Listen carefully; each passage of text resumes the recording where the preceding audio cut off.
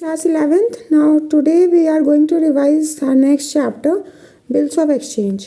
तो बच्चों, सबसे पहली बात ये बिल्स ऑफ एक्सचेंज और हमारे चेक्स और हमारे हुंडी, प्रॉमिसरी नोट, ये सब हमारे एक साथ एज अ कलेक्शन क्या कहलाते हैं? ये नेगोशिएबल इंस्ट्रूमेंट्स कहलाते हैं। ठीक है, इनको हम नेगोशिएबल इंस्ट्रूमेंट्स कहते हैं।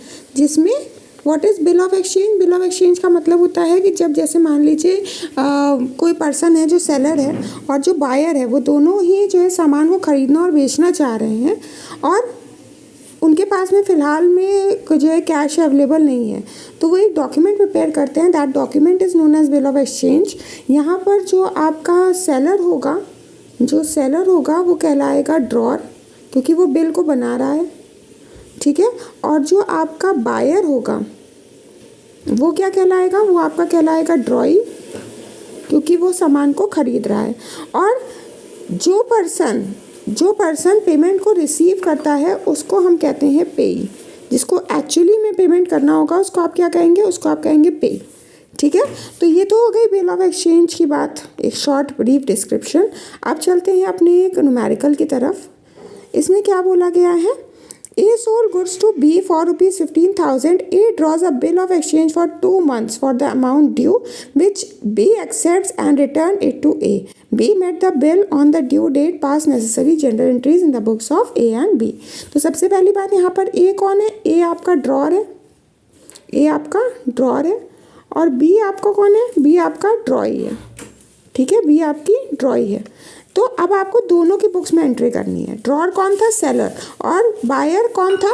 बी। ठीक है, तो सबसे पहली एंट्री आप कब करेंगे? ये सामान कब बेचा जा रहा है? ये सामान बेचा जा रहा है 1 जनवरी को, 1 जनवरी 2019। तो क्योंकि बी जो है, ए जो है वो बी को सामान बेच रहा है, तो वो सेल कर रहा है। और आपको मालूम है सेल्स अकाउंट क्या होता है? सेल्स अकाउंट क्रेडिट होता है। और सामान बेच किसको रहा है? बी को। तो बी हो गया रिसीवर, इसलिए फर्स्ट एंट्री हो जाएगी B account debit to sales account. अब जब आप बी की साथ साथ एंट्री करते चलिए, जब आप बी के बुक्स में आएंगे तो क्योंकि बी सामान को परचेज कर रहा है और वो परचेज किससे कर रहा है? ए से, तो यहाँ पर एंट्री, क्योंकि परचेज क्या होता है? डेबिट होता है, तो यहाँ पर एंट्री हो जाएगी परचेज अकाउंट डेबिट टू ए। ठीक है, अब क्या हुआ होगा? जब सामान बेचा और ख़रीदा गया होगा तो उसके बाद में बिल बनाया गया होगा। जो बिल बनाया है वो किसने बनाया है? सेलर ने बनाया है, जाहिर सी बात है। और जो बिल एक्सेप्ट कर रहा है वो कौन है? वो ड्रॉई है, वो बायर है। तो यहाँ पर क्योंकि वो बिल बना रहा है, बिल बनाने के बाद उसने एक्सेप्ट करवाया जो है ड्रॉई से, और ड्रॉई से एक्सेप्ट करवाने के बाद में उसने उस बिल को वापस ले लिया। तो बिल फाइनली किसको मिला? हमारे सेलर को। इसलिए क्योंकि बिल सेलर को मिल रहा है, इसलिए बिल्स रिसीवेबल अकाउंट हो जाएगा उसकी बुक्स में डेबिट। और क्योंकि वो बिल किससे मिल रहा है? बी से मिल रहा है, इसलिए बी का अकाउंट क्या हो जाएगा? क्रेडिट हो जाएगा। सिमिलरली जब आप बी की बुक्स में जाएंगे, क्योंकि बी को पेमेंट करना है, इसलिए वो अपनी बुक्स में एंट्री करेगा जिसमें वो ए के अकाउंट को डेबिट करेगा और बिल्स पेबल को क्या करेगा? क्रेडिट करेगा। Finally third and the last entry कितने दिन के बाद में? आपके 2 मंथ्स के बाद में उसको जो है पेमेंट रिसीव करना है। ठीक है, तो 2 मंथ्स कब होंगे? जाहिर सी बात है जनवरी में बिल बनाया गया, तो मार्च में आपके 2 मंथ्स होंगे। मार्च जब आपका आएगा तो आप 3 दिन ग्रेस के लगाएंगे, आपने सीखा हुआ है। तो आपकी ड्यू डेट आएगी 4 मार्च 2019। और तब क्या होगा? क्योंकि उस बिल से जो है बिल रिसीवेबल कैंसिल हो जाएगा। तो यहाँ देखिए ऊपर वाली एंट्री में बिल रिसीवेबल डेबिट हुआ है, नीचे वाली एंट्री में बिल रिसीवेबल क्रेडिट हो रहा है। तो बिल रिसीवेबल एक तरह से कट गया। आपकी फाइनल एंट्री लास्ट की क्या बन जाएगी? कि जो सेलर है उसको कैश रिसीव होगा, इसलिए वो अपनी बुक में एंट्री करेगा cash account debit to bills receivable account. Whereas जो हमारा बायर है, जो हमारा ड्रॉई है, वो एंट्री क्या करेगा? Bills payable account debit to cash account, क्योंकि उसके पास से क्या हो रहा है? उसके पास से कैश जा रहा है। ठीक है, तो ये हो गया हमारा स्टार्टिंग का फर्स्ट क्वेश्चन। नेक्स्ट क्वेश्चन की तरफ बढ़ते हैं। ये आपका डिस्काउंट का क्वेश्चन है। क्या बोला जा रहा है? On 15 March 2018 X sold goods to Y for rupees 6,000. On the same day, Y accepted a bill drawn upon him X for 3 months. X discounted the bill on 18th May 2018 at 15% per annum at his bank.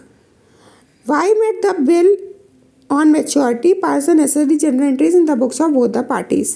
यहाँ पर मैंने date आपको change करके दी है। पहली date क्या थी, फरवरी और मार्च। दूसरी डेट मैंने चेंज करी है, मार्च और मई कर दी है।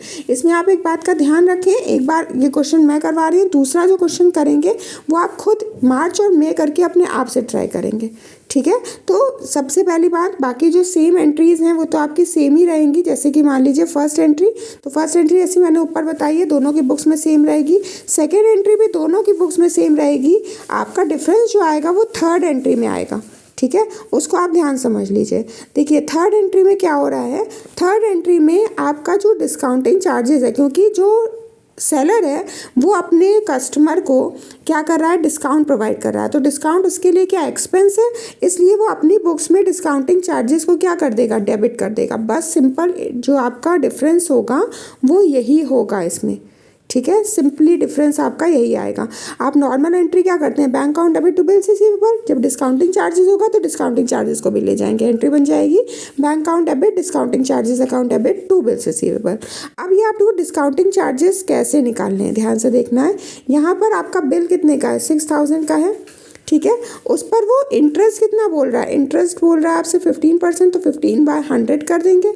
और कितने मंथ्स में दे रहा है ये बिल, देखिए आपका 18 मार्च है और यहाँ पर कितना आपको बिल ड्रॉ कब किया गया, फरवरी।